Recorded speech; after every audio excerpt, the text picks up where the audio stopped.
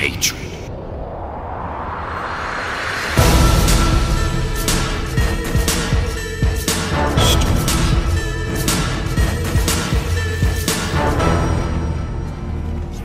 We're in the Great War now.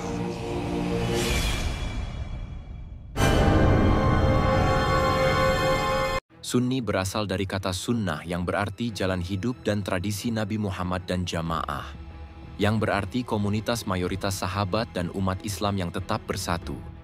Maka Ahlus Sunnah wal Jamaah berarti umat Islam yang mengikuti ajaran Nabi dan tetap bersama jamaah kaum muslimin yang lurus.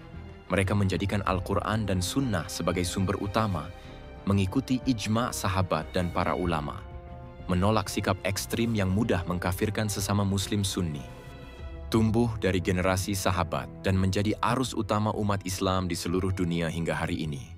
Setelah wafatnya Nabi, para sahabat tetap berpegang teguh pada ajaran Islam yang murni. Mereka memilih pemimpin melalui musyawarah dan kesepakatan umat tanpa membuat klaim imamah yang bersifat ilahiyah, atau menganggap pemimpin suci dari dosa Abu Bakar Ash-Shiddiq dipilih sebagai khalifah. Pertama dilanjutkan oleh Umar bin Khattab, Utsman bin Affan, dan Ali bin Abi Thalib. Semua menjalankan pemerintahan berdasarkan syariat dan teladan Nabi, bukan atas dasar keturunan atau klaim hak ilahi. Inilah cikal bakal Ahlus Sunnah wal Jamaah, yang meyakini bahwa kepemimpinan bukan bagian dari rukun iman, tapi amanah yang dijalankan dengan musyawarah dan keadilan umat. Abu Bakar, Umar, Utsman, dan Ali semuanya dihormati dan dijadikan rujukan utama dalam ajaran Ahlus Sunnah wal Jamaah. Mereka adalah Al-Khulafa'ur Rashidun, pemimpin yang mendapatkan petunjuk, teladan dalam kepemimpinan, dan akhlak para sahabat tidak dipertentangkan, tapi dijaga kehormatannya. Perbedaan di antara mereka dilihat sebagai ijtihad manusia, bukan celah atau kesesatan. Ajaran Sunni mengedepankan sikap adil terhadap sahabat, menghormati jasa dan kedekatan mereka dengan Nabi, tanpa mengkultuskan atau mencaci. Inilah yang membedakan Ahlus Sunnah dari kelompok yang berlebihan mencintai atau membenci sahabat. Sunni menolak pemujaan terhadap tokoh secara berlebihan, tidak menganggap tokoh manapun sebagai maksum, terjaga dari dosa. Kecuali Nabi Muhammad, ajaran Sunni menjaga keseimbangan, menghormati para ulama, mencintai Ahlul Bait, memuliakan para sahabat, tapi tetap menempatkan mereka sebagai manusia biasa, yang bisa benar dan bisa salah. Hadis Nabi, umatku akan terpecah menjadi 73 golongan, hanya satu yang selamat. Para sahabat bertanya, siapa mereka ya Rasulullah?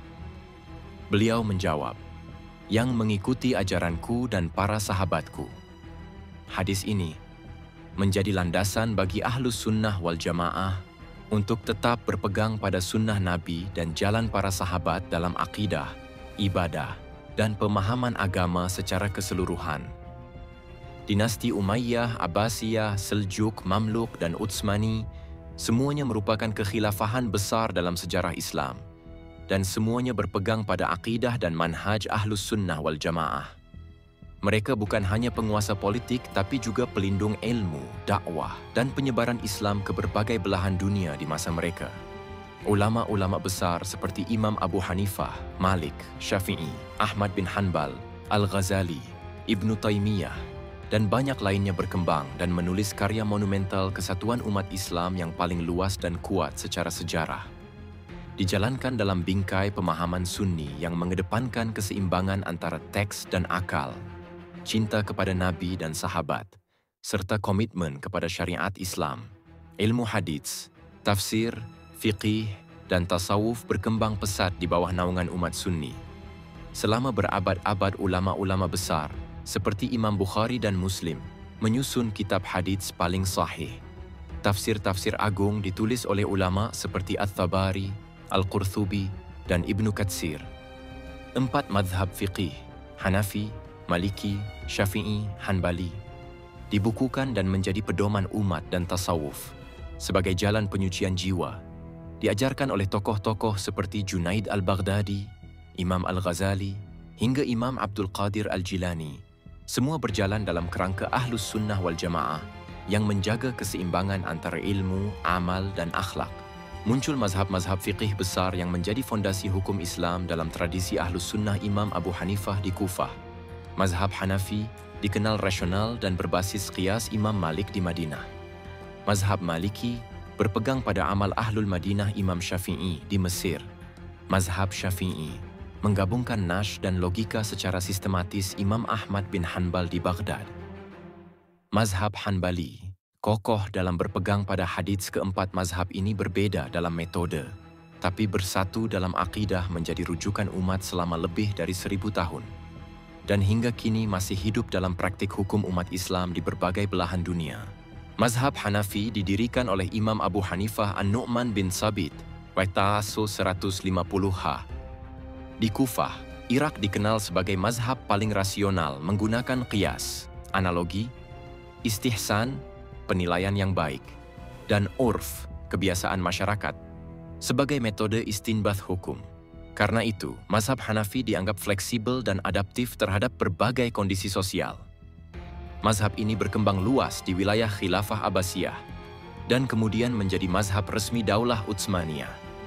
Hingga kini, mazhab Hanafi dianut oleh mayoritas Muslim di Turki, India, Pakistan, Bangladesh, Afghanistan, dan sebagian Asia Tengah. Imam Abu Hanifah dikenal karena prinsip kehati-hatiannya dalam meriwayatkan hadits dan kedalaman logikanya dalam memahami hukum syariah. Murid-muridnya seperti Abu Yusuf dan Muhammad Asy-Syaibani turut menyusun dan menyebarluaskan ajarannya dalam bentuk kodifikasi hukum Islam. Mazhab Maliki didirikan oleh Imam Malik bin Anas, Wada 179 HH, di Madinah Al-Munawwarah. Mazhab ini sangat menekankan amal Ahlul Madinah, praktik keagamaan masyarakat Madinah di masa sahabat. Sebagai sumber hukum setelah Al-Quran dan hadits bagi Imam Malik, tradisi para sahabat di Madinah mencerminkan pemahaman langsung dari ajaran Nabi. Ciri khas mazhab Maliki mengedepankan amal ahli Madinah menggunakan maslahah mursalah, kemaslahatan umum. Terbuka terhadap ijtihad berdasarkan konteks sosial. Mazhab ini berkembang luas di wilayah Afrika Utara, Maghrib, Sudan, sebagian Mesir, dan Andalusia, Spanyol Islam. Hingga kini, dianut oleh mayoritas Muslim di Maroko, Aljazair, Tunisia, Mauritania, Libya, dan sebagian wilayah Afrika Barat. Imam Malik juga terkenal dengan karya besarnya, Al-Muwatta, salah satu kitab hadits dan fikih tertua yang menjadi rujukan utama dalam dunia Islam. Mazhab Maliki dikenal dengan sikap moderatnya dan keteguhan dalam menjaga tradisi masyarakat Madinah sebagai warisan langsung dari Nabi dan para sahabat. Mazhab Syafi'i didirikan oleh Imam Muhammad bin Idris Asy-Syafi'i, Wekengtin 204H. Imam Syafi'i lahir di Gaza, Palestina, tumbuh di Mekah, belajar di Madinah kepada Imam Malik, lalu mengembangkan ilmunya di Irak dan Mesir. Beliau dikenal sebagai peletak dasar metodologi ushul fiqih secara sistematis melalui karya terkenalnya Ar-Risalah. Ciri khas mazhab Syafi'i sangat ketat dalam berpegang pada Al-Quran dan hadits syahih, menekankan qiyas, analogi hukum. Dalam ijtihad tidak terlalu mengandalkan amal Ahlul Madinah atau istihsan ijma'. Konsensus ulama dijadikan sumber hukum setelah Al-Quran dan sunnah. Mazhab ini berkembang luas di Mesir, Yaman, Hijaz, Mekah, Madinah, Suriah, Palestina, wilayah Asia Tenggara, Indonesia, Malaysia, Brunei, Thailand Selatan, dan sebagian Filipina. Imam Syafi'i dikenal sangat teliti dalam menimbang dalil. Beliau juga pernah berkata, "Jika hadits syahih bertentangan dengan pendapatku, maka buanglah pendapatku ke tembok." Mazhab Syafi'i sangat berperan dalam penyebaran Islam yang moderat, rasional, dan berbasis ilmu, terutama di wilayah Nusantara. Ajaran beliau dipadukan dengan dakwah tasawuf dalam sejarah perkembangan Islam di Asia Tenggara. Mazhab Hanbali didirikan oleh Imam Ahmad bin Hanbal, Watatawidiyalas 241H. Imam Ahmad lahir di Baghdad, Irak. Beliau adalah murid dari Imam Syafi'i dan terkenal sebagai ahli hadits paling terpercaya pada zamannya. Bahkan karya monumentalnya, Musnad Ahmad, memuat lebih dari 30.000 hadits. Ciri khas mazhab Hanbali sangat ketat dalam berpegang pada nash, Al-Quran dan hadits. Minim ijtihad ra'yi, akal. Hanya menggunakan qiyas jika benar-benar diperlukan, tidak mengutamakan istihsan, istislah, atau urf dalam menetapkan hukum, menolak takwil dalam masalah akidah, cenderung pada pemahaman salaf, pendahulu, wilayah penyebaran.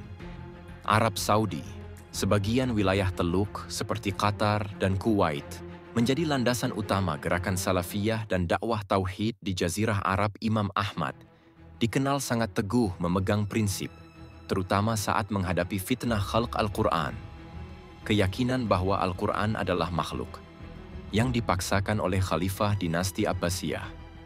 Beliau disiksa dan dipenjara, namun tetap teguh mengatakan, Al-Quran adalah kalamullah, bukan makhluk. Mazhab Hanbali adalah mazhab yang paling tekstual dan konservatif, namun juga sangat menjaga kemurnian ajaran Islam dari bid'ah dan penyimpangan.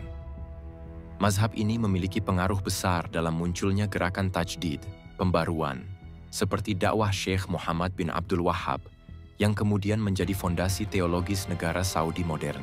Sunni menjaga keseimbangan antara nash, teks wahyu, dan akal sehat, antara syariat lahiriah dan spiritualitas batiniah. Ajaran Ahlus Sunnah wal Jamaah tidak menolak akal, tetapi menempatkannya di bawah wahyu. Rasio dipakai untuk memahami dan menguatkan dalil, bukan untuk menggantikan Al-Quran dan Sunnah.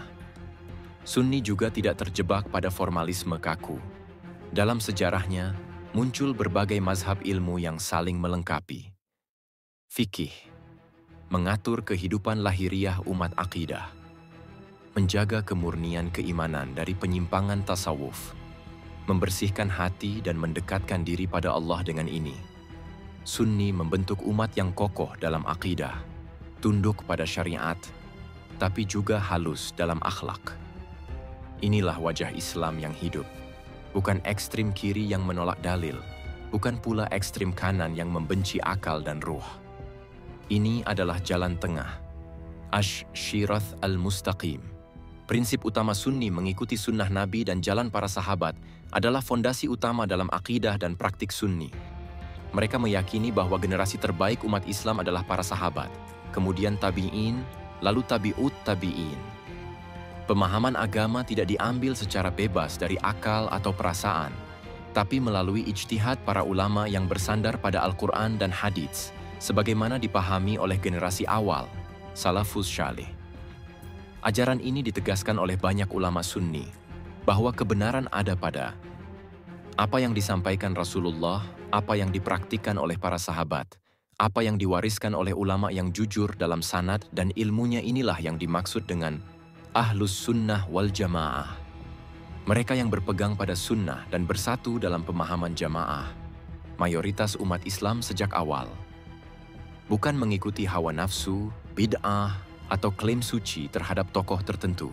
Tidak berlebihan dalam mengkultuskan manusia. Ahlus Sunnah menjaga keseimbangan dalam memuliakan para nabi, sahabat, dan ulama, tanpa jatuh pada sikap ghulu, berlebih-lebihan. Nabi Muhammad adalah utusan Allah, pemimpin para nabi, tetapi beliau tetap seorang hamba yang tidak disembah.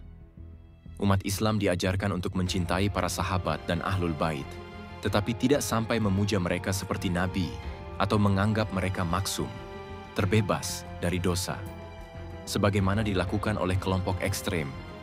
Ajaran Sunni menolak, menganggap tokoh agama sebagai perantara yang bisa memberi syafaat tanpa izin. Allah menjadikan makam atau tokoh sebagai pusat kultus, mengangkat manusia biasa menjadi imam ilahi.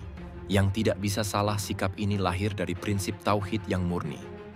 Hanya Allah yang maha sempurna dan pantas untuk diibadahi.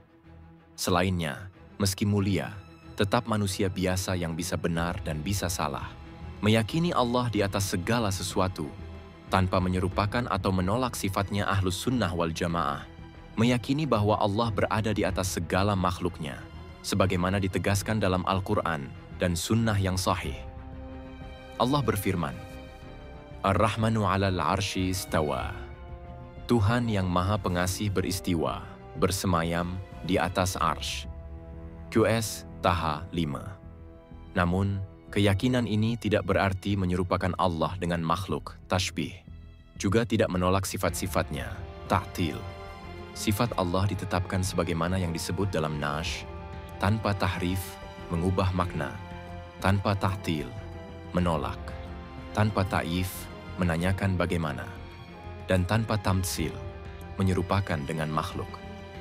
Imam Malik rahimahullah berkata saat ditanya tentang istiwa, istiwa itu diketahui maknanya, kaifiyahnya tidak bisa dijangkau akal, mengimaninya wajib, dan bertanya tentangnya adalah bid'ah. Prinsip ini menunjukkan keseimbangan Ahlus Sunnah dalam memahami tauhid. Tidak memisahkan Allah dari sifat-sifatnya seperti kaum Jahmiyah atau Mu'tazilah. Tidak menyerupakan Allah dengan makhluk seperti kaum Musyabbihah. Tidak mengingkari keberadaan Allah di atas arsy. Seperti kaum penakwil ekstrim Ahlus Sunnah menempuh jalan tengah. Menerima semua sifat yang Allah tetapkan untuk dirinya dalam Quran dan hadis dengan penuh adab dan ketundukan. Meyakini Al-Quran sebagai kalam Allah yang tidak diciptakan Ahlus Sunnah wal Jamaah. Meyakini bahwa Al-Quran adalah kalamullah, firman Allah, yang hakiki, bukan makhluk dan bukan ciptaan. Ini adalah salah satu prinsip pokok dalam akidah Ahlus Sunnah. Allah berfirman, "Wa in ahadun minal musyrikin astajaraka fa'ajirhu hatta yasma'a kalama lillah." Jika ada seorang dari kaum musyrikin meminta perlindungan kepadamu, lindungilah dia sampai ia mendengar kalam Allah. Qiyus Rijalas At-Taubah 6. Al-Quran adalah kalamullah yang diturunkan, bukan makhluk. Dan ini menjadi pembeda penting antara Ahlus Sunnah dengan kelompok-kelompok yang menyimpang seperti Jahmiyah, yang menyatakan bahwa Al-Quran adalah makhluk Mu'tazilah, yang juga berpendapat bahwa kalam Allah itu diciptakan Imam Ahmad bin Hanbal rahimahullah, bahkan rela disiksa dalam fitnah mihna karena mempertahankan keyakinan ini. Beliau menolak dengan tegas pernyataan penguasa saat itu bahwa Al-Quran adalah makhluk. Kata beliau, Al-Quran adalah kalamullah, bukan makhluk. Barang siapa berkata bahwa ia makhluk, maka ia kafir. Dengan demikian, keyakinan Ahlus Sunnah adalah Al-Quran diturunkan dari sisi Allah, ia adalah kalamnya, bukan ciptaan, ia bersifat qadim, tanpa permulaan. Sebagaimana Allah itu qadim, meyakini Al-Quran sebagai kalamullah, yang tidak diciptakan adalah bagian dari iman kepada Allah dan kitab-kitabnya. Siapapun yang mengingkari hal ini, berarti telah menyimpang dari akidah Islam yang lurus. Menjaga persatuan umat dan menjauhi bid'ah serta fitnah adalah prinsip agung dalam ajaran Ahlus Sunnah wal Jamaah, sebagaimana diajarkan oleh Rasulullah dan diamalkan oleh para sahabatnya perintah untuk bersatu. Berpegang teguhlah kalian semuanya pada tali agama Allah dan janganlah bercerai-berai. QS Ali Imran 103. Larangan berpecah belah dalam agama dan janganlah kalian menjadi seperti orang-orang yang berpecah belah dan berselisih. QS Ali Imran 105. Sabda Nabi, barang siapa yang keluar dari jamaah sejengkal saja, lalu mati, maka ia mati dalam keadaan jahiliyah. HR Muslim. Menjauhi bid'ah dan fitnah bid'ah, yaitu perkara baru dalam agama yang tidak berdasar pada Al-Quran dan Sunnah, adalah sebab utama perpecahan umat. Setiap bid'ah membawa kepada fitnah, kebingungan, dan menjauhkan dari Sunnah. Rasulullah bersabda, barang siapa yang mengada-adakan dalam urusan agama kami ini sesuatu yang bukan darinya, maka hal itu tertolak. HR Bukhari dan Muslim. Dan beliau juga bersabda, setiap bid'ah adalah sesat. HR Abu Dawud Sahih. Umat Islam harus bersatu di atas akidah yang benar, mengikuti Al-Quran dan Sunnah menurut pemahaman para sahabat. Bid'ah, fitnah, dan provokasi adalah pintu kehancuran umat dan harus dijauhi. Jagalah ukhuwah, jauhi perkara baru yang menyimpang dan jangan mudah terpancing oleh fitnah. Itulah jalan selamat. Jalan Ahlus Sunnah wal Jamaah. Menjaga persatuan umat dan menjauhi bid'ah serta fitnah adalah prinsip agung dalam ajaran Ahlus Sunnah wal Jamaah, sebagaimana diajarkan oleh Rasulullah dan diamalkan oleh para sahabatnya perintah untuk bersatu. Berpegang teguhlah kalian semuanya pada tali agama Allah dan janganlah bercerai-berai. QS Ali Imran 103. Larangan berpecah belah dalam agama. Dan janganlah kalian menjadi seperti orang-orang yang berpecah belah dan berselisih. QS Ali Imran 105. Sabda Nabi, barang siapa yang keluar dari jamaah sejengkal saja, lalu mati, maka ia mati dalam keadaan jahiliyah. HR Muslim, menjauhi bid'ah dan fitnah bid'ah, yaitu perkara baru dalam agama yang tidak berdasar pada Al-Quran dan Sunnah, adalah sebab utama perpecahan umat. Setiap bid'ah membawa kepada fitnah, kebingungan, dan menjauhkan dari sunnah Rasulullah bersabda, barang siapa yang mengada-adakan dalam urusan agama, kami ini sesuatu yang bukan darinya, maka hal itu tertolak. HR Bukhari dan Muslim. Dan beliau juga bersabda, setiap bid'ah adalah sesat. HR Abu Dawud Sahih. Umat Islam harus bersatu di atas akidah yang benar, mengikuti Al-Quran dan Sunnah menurut pemahaman para sahabat. Bid'ah, fitnah, dan provokasi adalah pintu kehancuran umat, dan harus dijauhi. Jagalah ukhuwah, jauhi perkara baru yang menyimpang, dan jangan mudah terpancing oleh fitnah. Itulah jalan selamat. Jalan Ahlus Sunnah wal Jamaah. Sunni dikenal sebagai jalan tengah, wasathiyah. Sebuah pendekatan moderat yang menjaga keseimbangan antara akal dan wahyu, antara syariat dan rahmat, antara ketegasan dan toleransi dalam akidah. Ahlus Sunnah menolak sikap berlebih-lebihan dalam menuhankan manusia, ghulu. Seperti sebagian kelompok yang mengangkat tokoh mereka setara Nabi, atau bahkan melebihi, namun juga menolak liberalisme yang melecehkan syariat dan meremehkan perintah-perintah agama dalam fiqih. Sunni mengikuti mazhab yang mapan, Hanafi, Maliki, Syafi'i, dan Hanbali, tanpa fanatik buta, tapi tetap berpijak pada dalil dan adab ilmiah dalam akhlak dan tasawuf. Ahlus Sunnah menjaga spiritualitas tanpa terseret pada kebatinan menyimpang.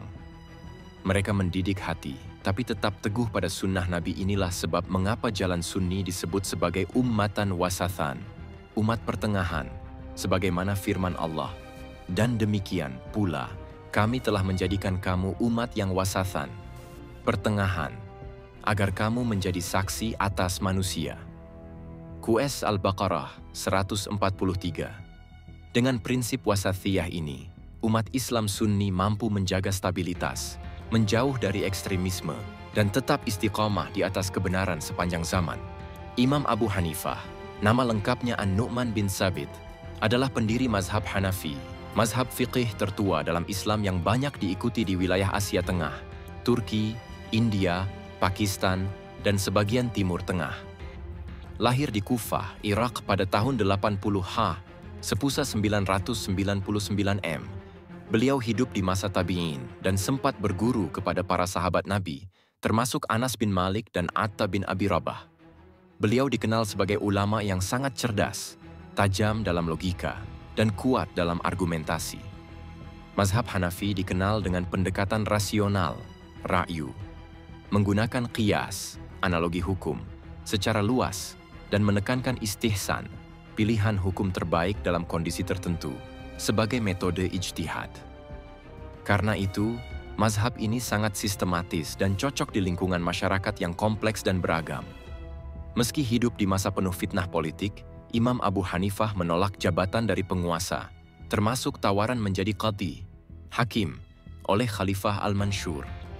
Karena sikap tegasnya ini, beliau sempat dipenjara dan wafat dalam tahanan pada tahun 150 767 M. Warisan Imam Abu Hanifah bukan hanya berupa hukum-hukum fiqih, tapi juga keteladanan dalam integritas, kebebasan berfikir, dan keteguhan pada prinsip Islam.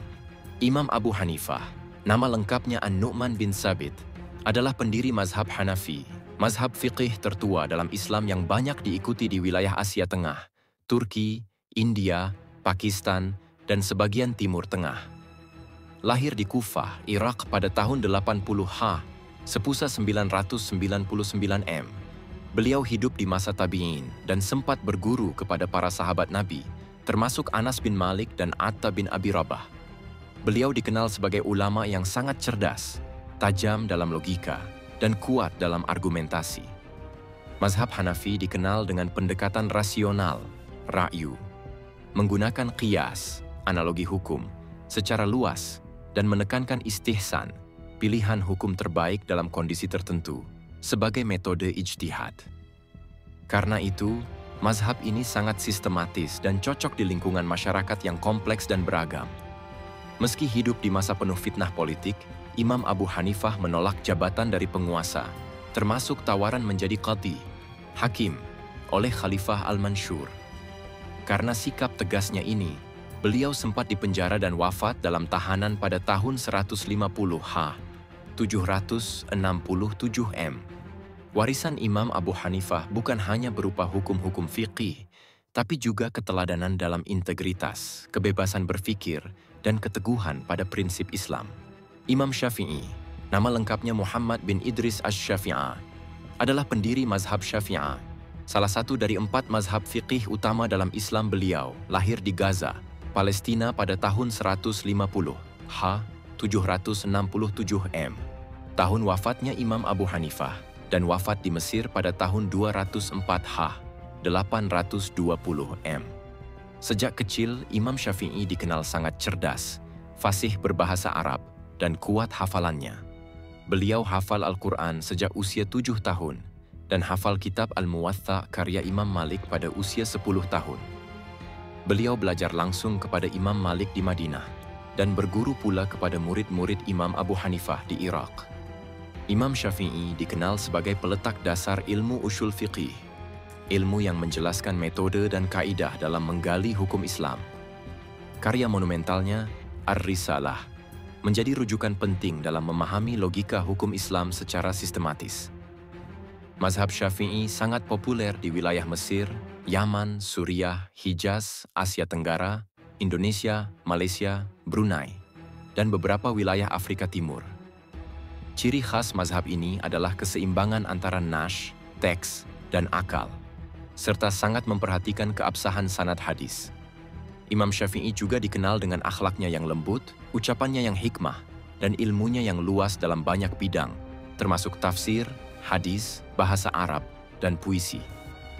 Beliau berkata, "Apabila pendapatku menyelisihi hadis syahih, maka buanglah pendapatku ke tembok." Ini menunjukkan kerendahan hati dan komitmen beliau terhadap kebenaran. Warisannya bukan hanya dalam bentuk mazhab, tetapi juga dalam adab berdebat, keilmuan yang mendalam, dan prinsip hidup yang kokoh. Imam Ahmad bin Hanbal, nama lengkapnya Ahmad bin Muhammad bin Hanbal Asy-Syaibani, adalah pendiri mazhab Hanbali, mazhab keempat dalam fiqih Ahlus Sunnah wal Jamaah. Beliau lahir di Baghdad, Irak pada tahun 164 Hijriah, 780 Masehi, dan wafat pada tahun 241 Hijriah, 855 Masehi. Imam Ahmad dikenal sebagai ulama hadis terbesar pada zamannya dan memiliki semangat luar biasa dalam menuntut ilmu. Sejak muda, beliau melakukan perjalanan ke berbagai kota, Mekah, Madinah, Yaman, Kufah, hingga Syam, untuk mencari dan mengumpulkan hadis. Karyanya yang paling monumental adalah Musnad Ahmad, salah satu kitab hadis terbesar dalam Islam, yang berisi lebih dari 30.000 hadis yang beliau seleksi dan hafal sendiri. Ciri khas mazhab Hanbali, berpegang teguh pada nash Al-Quran dan hadis, serta sangat hati-hati dalam menggunakan akal atau qiyas, menghindari takwil berlebihan terhadap sifat-sifat Allah, menolak bid'ah, dan memegang prinsip keteguhan dalam sunnah. Imam Ahmad juga dikenal karena keteguhan imannya saat menghadapi fitnah khalq Al-Quran, ujian tentang keyakinan bahwa Al-Quran makhluk. Saat banyak ulama tunduk kepada tekanan penguasa Bani Abbasiyah, beliau tetap teguh menyatakan bahwa Al-Quran adalah kalamullah yang tidak diciptakan. Karena sikap ini, beliau dipenjara dan disiksa, tapi tidak goyah. Keteguhannya dalam mempertahankan akidah dan sunnah menjadikannya dikenal sebagai imam ahli sunnah. Para ulama besar setelahnya sangat menghormatinya, termasuk Imam Syafi'i, yang pernah berkata, "Aku keluar dari Baghdad dan tidak meninggalkan seseorang yang lebih baik, lebih faqih, dan lebih warak dari Ahmad bin Hanbal." Mazhab Hanbali banyak dianut di wilayah Jazirah Arab, terutama Saudi Arabia, dan berpengaruh kuat dalam gerakan tajdid dan pemurnian akidah. Imam Ahmad bin Hanbal adalah simbol keteguhan, kejujuran, dan kesabaran dalam menegakkan kebenaran, meski harus berhadapan dengan penguasa. Warisannya tetap hidup dalam ilmu, akidah, dan sikap istiqamah dalam Islam. Imam Al-Ghazali, nama lengkapnya Abu Hamid Muhammad bin Muhammad Al-Ghazali Ats-Tusi, adalah salah satu ulama terbesar dalam sejarah Islam, dikenal sebagai Hujjatul Islam, karena kedalaman ilmunya di bidang fikih, tasawuf, filsafat, dan teologi. Beliau lahir di Tusi, Khurasan, Iran Timur, pada tahun 450 hari per 1058 meter, dan wafat pada tahun 505 hari per 1111 meter. Latar belakang keilmuan sejak kecil, Imam Al-Ghazali menuntut ilmu di lingkungan ilmiah. Ia belajar kepada para ulama terkemuka, termasuk Imam Al-Juwaini, Imam Haramain, seorang ahli teologi dan ushul fiqih terkenal. Beliau menjadi guru besar di Madrasah Nizamiyah Baghdad, pusat keilmuan paling prestisius pada masa Daulah Bani Saljuk. Di usia muda, beliau telah menjadi ulama terkemuka dalam ilmu kalam, mantik, fiqih, dan falsafah. Krisis spiritual dan transformasi di puncak kariernya, Al-Ghazali mengalami krisis batin dan keraguan spiritual. Beliau meninggalkan jabatan akademik, mengasingkan diri, dan menempuh perjalanan ruhani. Dari sinilah lahir transformasi besar yang menjadikannya tokoh penyatu antara syariat dan hakikat. Karya monumental, karya terbesarnya adalah Ihya Ulumuddin. Kitab ini menjadi mahakarya dalam tasawuf sunni yang memadukan ilmu fikih, akhlak, dan spiritualitas Islam. Al-Ghazali menjelaskan bagaimana ibadah, muamalah, dan akhlak harus dibangun di atas pondasi ilmu dan keikhlasan. Karya lainnya, Tahafut al-Falasifah, Keruntuhan Filsafat. Kritik terhadap para filsuf seperti Ibnu Sina dan Al-Farabi. Al-Munqidz min ad-Dalal, Penyelamat dari Kesesatan. Autobiografi rohani yang menggambarkan pencarian kebenaran sejati. Ajaran dan warisan Imam Al-Ghazali menjembatani antara ulama fikih dan sufi, serta menunjukkan bahwa tasawuf sejati tidak bertentangan dengan syariat. Beberapa prinsip penting dalam ajarannya. Ilmu tanpa akhlak adalah kehancuran ibadah, harus disertai keikhlasan dan penyucian jiwa umat, harus memahami agama secara holistik. Lahir dan batin, hukum dan hikmah pengaruh warisannya meluas ke seluruh dunia Islam, dari Maroko hingga Indonesia. Banyak pesantren tradisional di Nusantara menjadikan Ihya sebagai rujukan utama dalam pendidikan akhlak dan tasawuf. Imam Al-Ghazali adalah contoh ulama yang ilmiah sekaligus spiritual, yang membangkitkan kesadaran bahwa tujuan akhir dari ilmu adalah mengenal dan mendekat kepada Allah. Syekhul Islam Ibnu Taimiyah, nama lengkapnya Taqiyuddin Ahmad bin Abdul Halim bin Abdissalam Ibnu Taimiyah Al-Harran Ath, adalah salah satu ulama besar dan mujadid, pembaharu, abad ke-6 sampai ke-7 Hijriah, yang dikenal karena pemikirannya yang tajam, keberaniannya melawan penyimpangan, dan pengaruhnya yang sangat luas dalam dunia Islam latar belakang. Dan pendidikan beliau lahir di Harran, sekarang wilayah Turki Selatan, pada tahun 661 Hijriah, 1263 Masehi, dan wafat di Damaskus pada tahun 728 Hijriah, 3328 Masehi.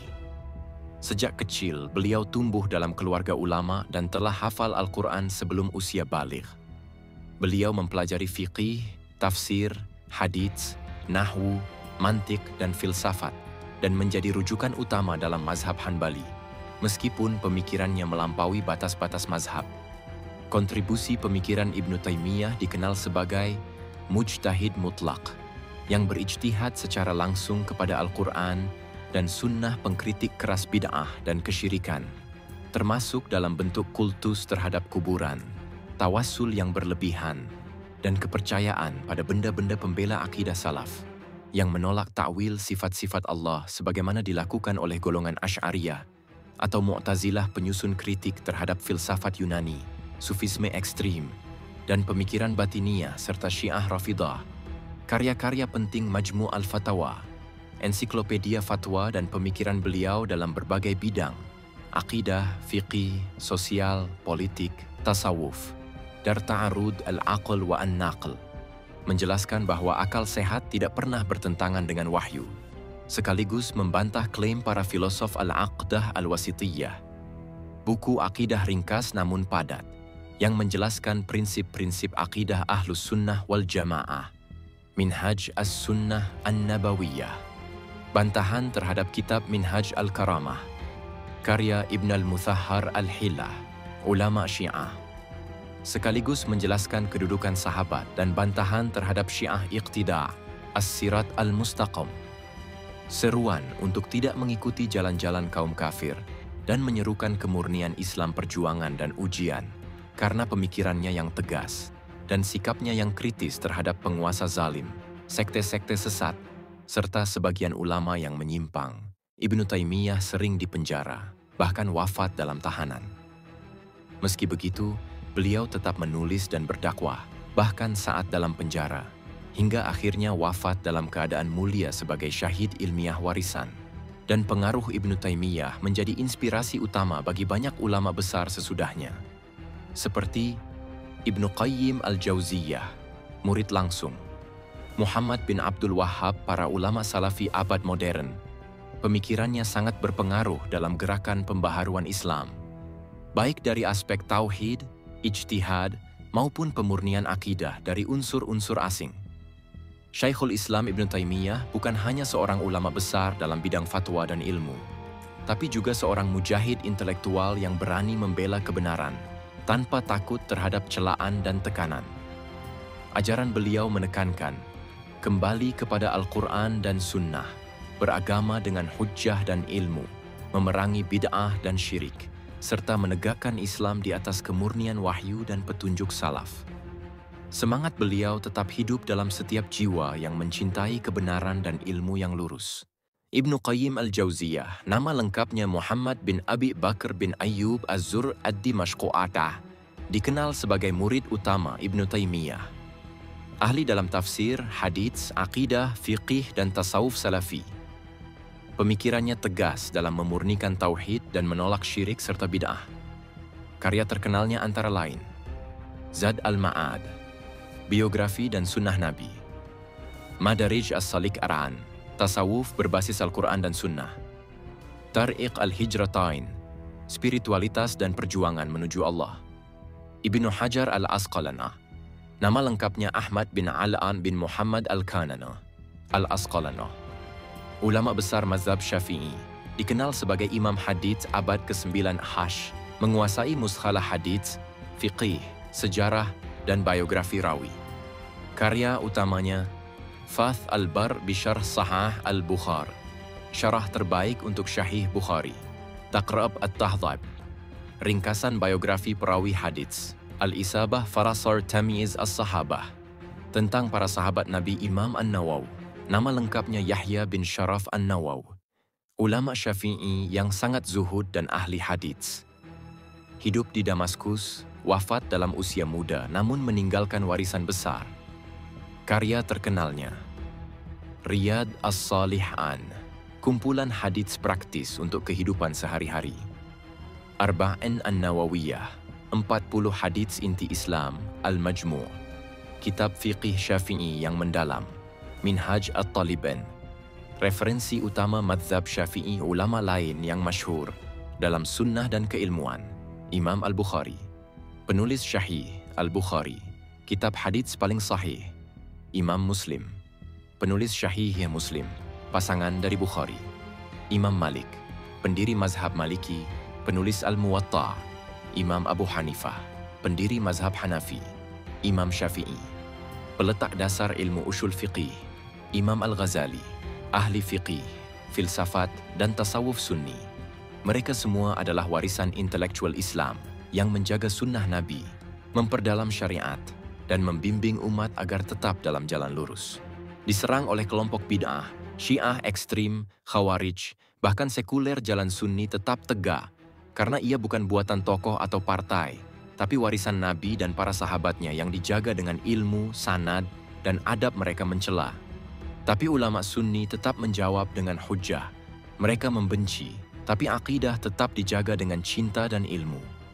Dan umat ini akan terus hidup selama masih ada yang memegang sunnah dengan sabar. Meski seperti menggenggam bara api, mereka tetap bertahan.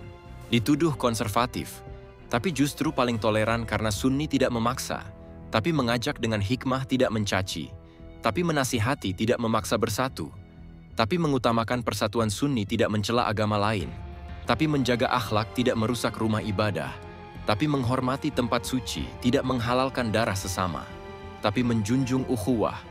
Karena jalan ini dibangun bukan di atas kemarahan, tapi di atas warisan Rasulullah. Kasih, sabar, dan petunjuk yang lurus. Difitnah anti-intelektual.